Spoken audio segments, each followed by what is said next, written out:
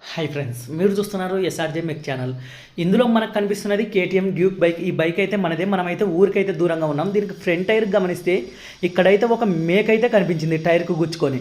చాలామంది మేకు కనిపించగానే టైర్కి వెంటనే అయితే తీసేస్తుంటారు. అలా ఎప్పుడైతే తీసేయకండి, ముందుగా మనకి ఆ టైర్ నుంచి ఎయిర్ లీక్ అవుతుందా లేదా అని అయితే గమనించుకోండి.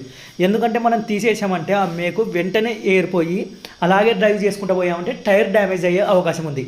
అది 2 అయినా కానీ 2+ అయినా కానీ. ఇక్కడ మీకు ట్యూబ్ టైర్ పల్సర్ అయితే చూపిస్తా చూడండి. దీనికి కూడా ఒక మేక్ అయితే కూర్చొని ఉంది. మనమైతే పొలంలో ఉన్నాం.